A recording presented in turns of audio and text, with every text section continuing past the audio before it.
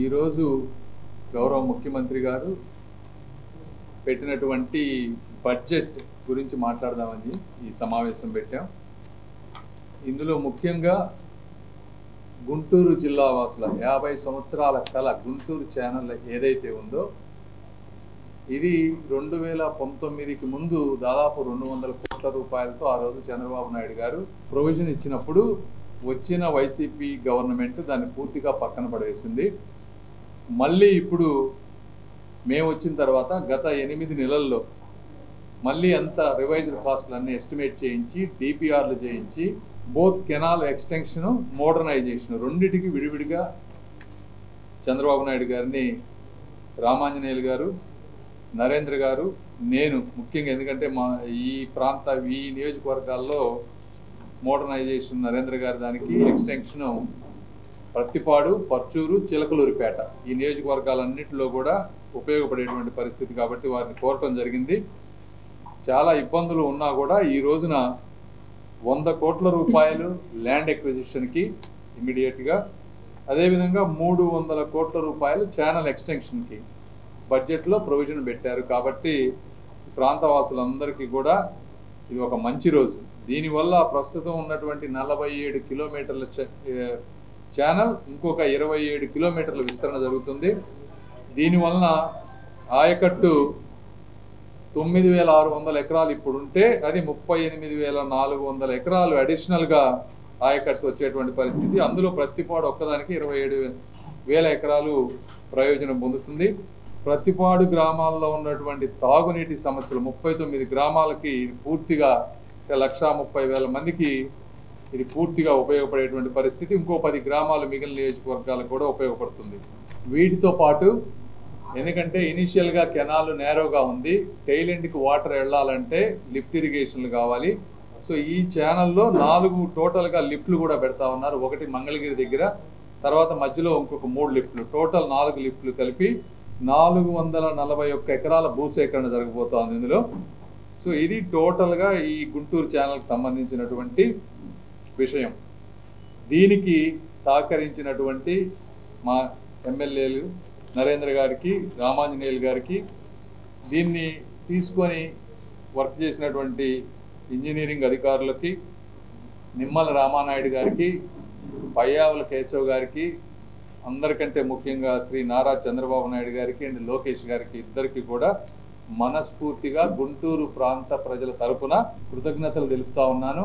ఈ project approve చేసినటువంటి చంద్రబాబు నాయుడు గారు గుంటూరు ప్రజల మనస్సుల్లో చిరస్థాయిగా నిలవబోతా ఉన్నారు ఈ ప్రాజెక్టు వల్ల. ఎందుకంటే ఇది అంత ప్రధానమైనటువంటి అంశం ఈ ప్రాంత వాసులకి.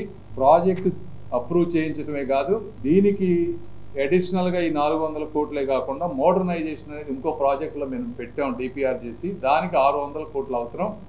అయితే దాన్ని కూడా నెక్స్ట్ టేకప్ చేస్తాం. ఎక్కడ అవసరమైతే నాబార్డు నుంచి కానీ ఇంకో దగ్గర నుంచి కానీ నిధులు తీసుకొచ్చి నెక్స్ట్ ఎలక్షన్ వెళ్ళబోయే లోపు డెఫినెట్గా అది 2 కూడా టేకప్ చేస్తామని, అదంతా మేము రెస్పాన్సిబిలిటీ తీసుకొని కంప్లీట్ చేస్తామని మీ అందరికీ తెలియజేస్తూ మరొక్కసారి ఈ విధంగా చేసిన ప్రభుత్వానికి ధన్యవాదాలు చెప్తా ఉన్నాం.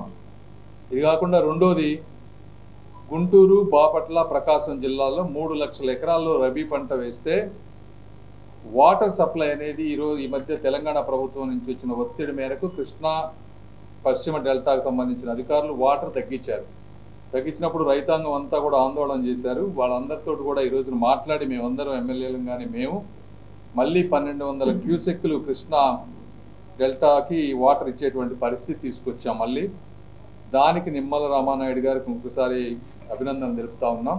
ఇవి కాకుండా మీరు ఒకసారి అర్థం చేసుకోవాలి, మొన్న మేము ఎలక్షన్ ముందు వెళ్ళినప్పుడు గత సంవత్సరం ఈ చుట్టుపక్కల ప్రాంతాల్లో అసలు తాగునీటికి వాటర్ లేదు. ఎందుకు లేదు అంటే ఒక పద్ధతి లేకుండా, ఒక ప్రణాళికాబద్ధంగా ఆలోచించకుండా, ఇప్పుడు మనం తీసుకుంటే 33 టీఎంసీల పులిచింతల ప్రాజెక్టులు ఈ రోజున వాటర్ స్టోర్ చేశారు. 3 టీఎంసీలు వచ్చేటప్పటికి స్టిల్ అది కదలని వాటర్ అక్కడ స్టోర్ అయ్యేది. ఒక 30 టీఎంసీలు ఫ్లో ఉండేటువంటి వాటర్. ఈ 30 టీఎంసీలని ఒక ప్రణాళికాబద్ధంగా రేపు వచ్చేటువంటి పంటలకు కానీ ఎండాకాలంలో కావాల్సిన నీరు ఒక సిస్టమేటిక్గా ప్లాన్ చేసుకుంటూ వస్తున్నటువంటి మన రామానాయుడు గారికి, అదేవిధంగా చంద్రబాబు గారి ప్రభుత్వానికి కూడా ఇంకొకసారి ధన్యవాదాలు. మీరు రైతులు, ఈ ప్రాంత రైతులు, మనుషులు కూడా అందరూ అర్థం చేసుకోవాలి. ఒక సమర్థవంతమైనటువంటి పరిపాలన ఉన్నప్పుడు ప్రణాళికాబద్ధంగా దూరదృష్టితో ఏ విధంగా ప్రభుత్వం పనిచేస్తుంది, ప్రజల సమస్యలు పట్టించుకోకుండా ఇంట్లో కూర్చునే వాళ్ళకి ఉన్నటువంటి డిఫరెన్స్ ఏంటి అనేది.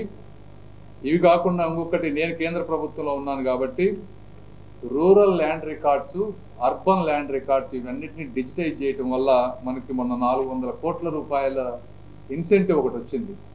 అదేవిధంగా ఫార్మర్స్ రిజిస్ట్రీ చేయటం వల్ల ఇంకొక 75 క్రోర్స్, దాదాపు 500 కోట్ల రూపాయలు కేంద్ర ప్రభుత్వం నుంచి ఈ రూరల్ ల్యాండ్ రికార్డ్స్ అనేది డిపార్ట్మెంట్ నా కిందే ఉంది. ఇదంతా 1 yearలో ఫాస్ట్గా ఏ గవర్నమెంట్ అయితే చేస్తుందో వాళ్ళకి ఇన్సెంటివ్ కింద వస్తుంది. హైయెస్ట్ స్టేట్ ఈ రోజున ఆంధ్రప్రదేశ్. ఇక్కడ ఉన్నటువంటి రెవెన్యూ అధికారులతోటి అందరితో కోఆర్డినేట్ చేసి ఫాస్ట్గా చేయటం వల్ల 500 కోట్ల రూపాయలు ఈరోజు తీసుకురాగలిగాం. వేరే స్టేట్ ఏది కూడా 50 నుంచి 70 కోట్ల కంటే ఎక్కువ తీసుకురాలేనటువంటి పరిస్థితి. అగైన్ ఇదంతా కూడా సమర్థవంతంగా పనిచేసే ప్రభుత్వం యొక్క ఉద్దేశం. ఆ 400-500 కోట్ల రూపాయలు ఈరోజు తీసుకురాగలిగాం కాబట్టి చంద్రబాబు గారిని ఈ గుంటూరు ఛానల్కి మాకు కొంచెం హెల్ప్ చేయండి అనేటువంటి 1కి 2 సార్లు మేము రిక్వెస్ట్ చేయగలిగామని మీ అందరికీ తెలియజేసుకుంటూ సెలవు తీసుకుంటున్నాను.